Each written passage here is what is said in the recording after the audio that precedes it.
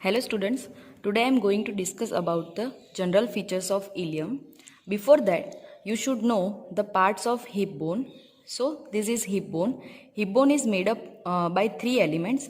One that is ilium, pubis and ischium.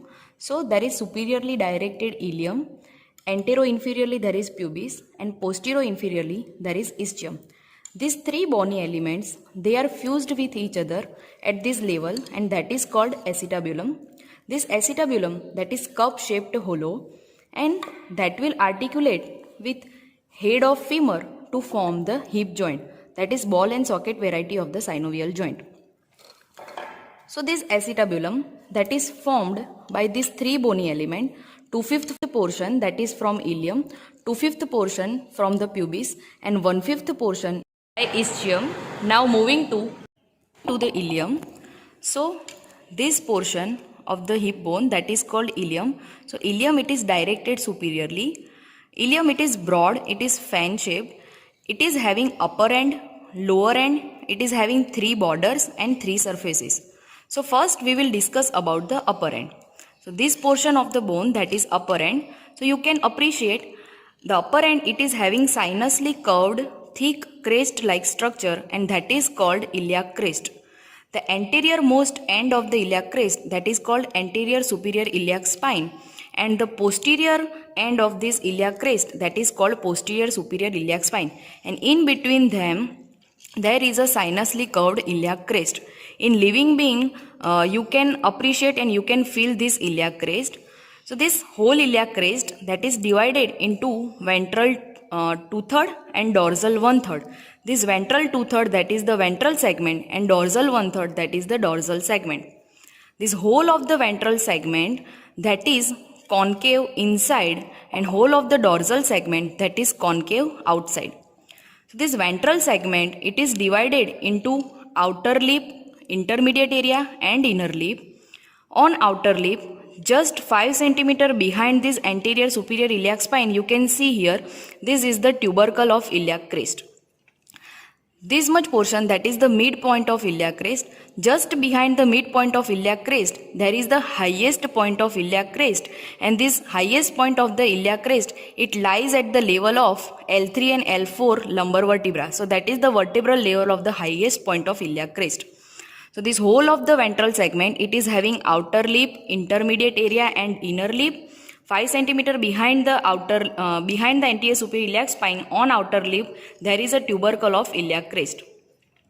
This posterior 1/3 part, that is the dorsal segment of the iliac crest, and that is divided by one longitudinal ridge into the outer sloping part and inner sloping part, that is the lateral sloping area and medial sloping area. So that completes the iliac crest.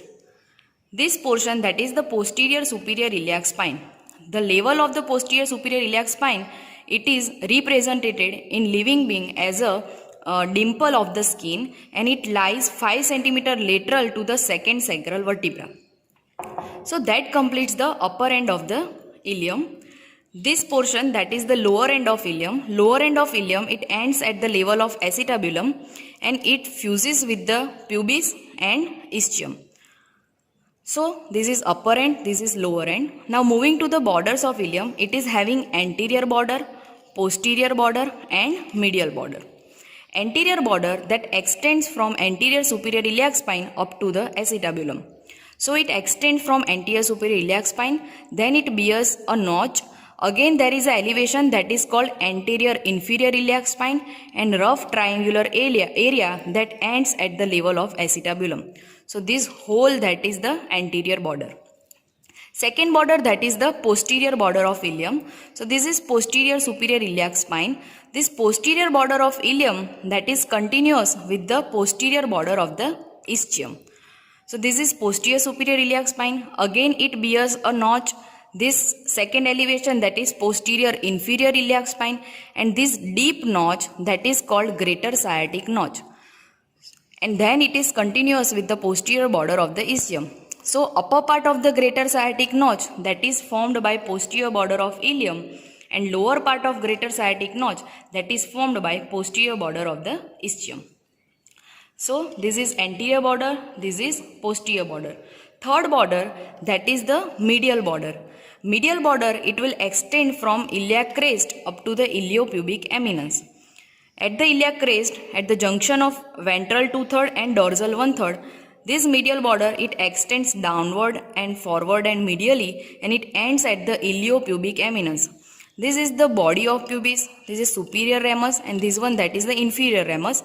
Superior ramus, that will fuse with the lower end of the ilium, and this line of the fusion, that is demarcated as rough area, and that is called iliopubic eminence. So this medial border, it extends from iliac crest up to this iliopubic eminence. Because of these three border, ilium, it is divided into three surfaces. Between anterior border and medial border, this concave fossa, that is called iliac fossa. Between medial border and posterior border, this much surface, that is called sacropelvic surface. So this is iliac fossa or iliac surface, this is sacropelvic surface, and between anterior border and posterior border, this outer side, this surface, that is called gluteal surface, which is laterally facing. So this part, that is the iliac fossa. This surface, that is the sacropelvic surface. This sacropelvic surface, that is divided into three parts. The upper rough portion, that is called iliac tuberosity. The second or middle portion, that is the articular surface or auricular surface. It is L-shaped or auricular or pinna-shaped surface. It will articulate with the lateral surface of the sacrum to form the sacroiliac joint. This is sacrum. Its lateral surface, it is also having the similar L-shaped articular surface, and that will articulate with ilium to form the sacroiliac joint, which is plain variety of the synovial joint. So this surface, that is the auricular or articular surface. And third surface, that is pelvic surface. Pelvic surface of ilium, that will continuous with the pelvic surface of the pubis and pelvic surface of the ischium. So sacropelvic surface is divided into iliac tuberosity, this articular or auricular surface, and third, that is the pelvic surface. So pelvic surface near to this auricular or articular part, near to the greater sciatic notch, here it bears a sulcus, and that sulcus is known as preauricular sulcus, which is more conspicuous in female, particularly in the multiparous female. So we have covered this iliac fossa and sacropelvic surface. The third surface of the ilium, that is the gluteal surface.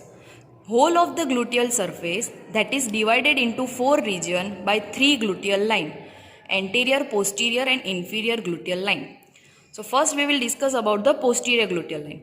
Posterior gluteal line, that will extend 5 cm behind the posterior superior iliac spine. So this is posterior superior iliac spine. 5 cm behind it, there is an extent of this posterior gluteal line, and it is going downward up to the upper border of the greater sciatic notch. So this line, that is the posterior gluteal line, it is very short and stout.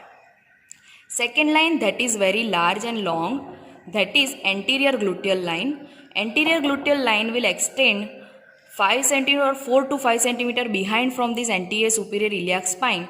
From here it is going downward and backward, and it is ended up to the middle portion of the upper border of the greater sciatic notch.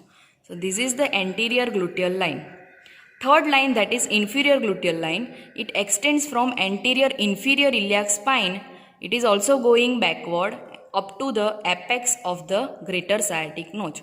So these three gluteal line, that will divide the gluteal surface into the four compartment. So first, that is posterior gluteal line, anterior gluteal line and inferior gluteal line. So that completes the gluteal surface. So these are the general features of ilium. Now you should know the site determination and anatomical position of ilium. So as I have told you that to determine the site, that it is of which side of hip bone. So first you have to place your thumb and fingers or first web space into this greater sciatic notch. So you have to put your first web space into the greater sciatic notch. Then ilium and this iliac crest, that should directed upward.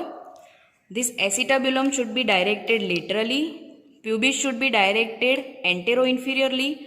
This ischium should be directed posterior-inferiorly. This is obturator foramen, which lies below the acetabulum. So it is of this bone is of the left side.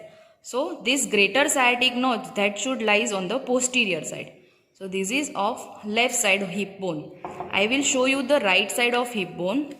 As you can see, you have to place your thumb or first web space into the greater sciatic notch. So this is the obturator foramen which lies below to the acetabulum. Pubis is anteriorly. This ischium is posteriorly. Ilium and iliac crest that should directed upward. Okay. So this is of right side and this bone is of left side. And if I fuse together this both hip bone like this and sacrum is articulated behind. So these three bones, they are forming the bony pelvis and pelvic girdle. Okay. So that is about the side determination. Now if you should ask about the anatomical position of the hip bone. So to determine the anatomical position, this anterior superior iliac spine and pubic tubercle.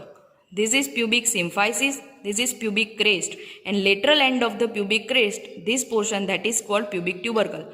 So this anterior superior iliac spine and pubic tubercle should be in the same coronal plane. So if you can put a paper or a notebook, so it should touch the paper like this. So anterior superior iliac spine and pubic tubercle, it should lies in same coronal plane. Iliac crest should directed upward. Obturator foramen should be below the acetabulum, and this pelvic surface of the body of pubis that should be directed towards your face. So that is the anatomical position of pubis. That will determine the anatomical position of hip bone. Thank you so much. Hope you understood well.